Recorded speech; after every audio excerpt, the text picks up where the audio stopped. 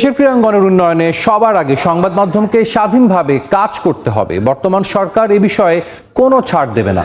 Bangladesh cricket board কিংবা অন্য যে কোনো ফেডারেশনে সাংবাদিকরা যেন নির্বিঘ্নে কাজ করতে পারে সে বিষয়ে প্রথম দিন থেকে পদক্ষেপ নেবে সরকার।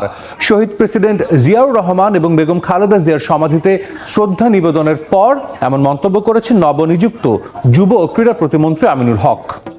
যুব ও ক্রীড়া মন্ত্রণালয়ের প্রতিমন্ত্রী হিসেবে দায়িত্ব লাভ করায় আমিনুল হককে অভিনন্দনে সিক্ত করলেন বিসিবি সভাপতি আমিনুল ইসলাম বুলবুল।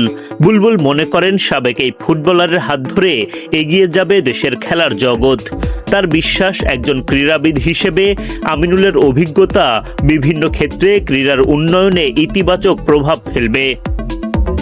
বিসিবির পাঠানো এক সংবাদ বিজ্ঞপ্তিতে বলা হয়, বাংলাদেশ সরকারের যুব ও ক্রীড়া মন্ত্রণালয়ের প্রতিমন্ত্রী হিসেবে মোহাম্মদ আমিনুল হক নিয়োগ পাওয়ায় বাংলাদেশ ক্রিকেট বোর্ড বিসিবি আন্তরিক অভিনন্দন জানাচ্ছে।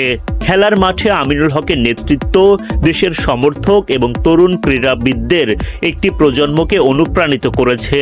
সাবেক বাংলাদেশ জাতীয় ফুটবল দলের অধিনায়কের জাতীয় ক্রীড়া প্রশাসনের গুরুত্বপূর্ণ দায়িত্বে অধিষ্ঠ হওয়া দেশের ক্রীড়াঙ্গনের জন্য একটি তাৎপর্যপূর্ণ মুহূর্ত, যা সর্বোচ্চ পর্যায়ে প্রতিযোগিতা করার অভিজ্ঞতার মূল্যায়নেরই প্রতিফলন। এদিকে বিসিবি সভাপতি আমিনুল ইসলাম বুলবুল বলেন, আমিনুল হকের মতো একজন বিশিষ্ট ক্রীড়া ব্যক্তিত্বকে যুব ও ক্রীড়া প্রতিমন্ত্রী হিসেবে নিয়োগ দেওয়া বাংলাদেশের জন্য একটি গুরুত্বপূর্ণ পদক্ষেপ।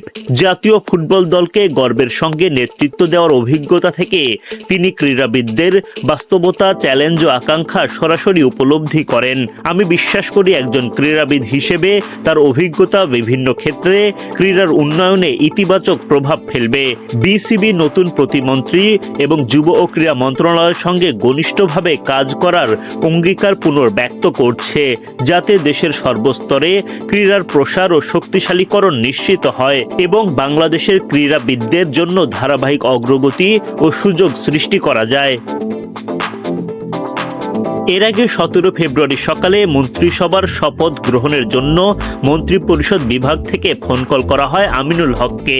মঙ্গলবার সংসদ ভবনের দক্ষিণ প্লাজায় শপথ গ্রহণ অনুষ্ঠান হয়, যেখানে প্রতিমন্ত্রী হিসেবে শপথ নেন আমিনুল। পরবর্তীতে আনুষ্ঠানিকভাবে মন্ত্রিসভার মন্ত্রণালয় বন্টন করা হবে, যদিও আমিনুল যুব ও ক্রীড়া মন্ত্রণালয়ের দায়িত্ব পাবেন বলে নিশ্চিত হওয়া গেছে। সেক্ষেত্রে যুব ও ক্রীড়া প্রতিমন্ত্রী হবেন আমিনুল হক।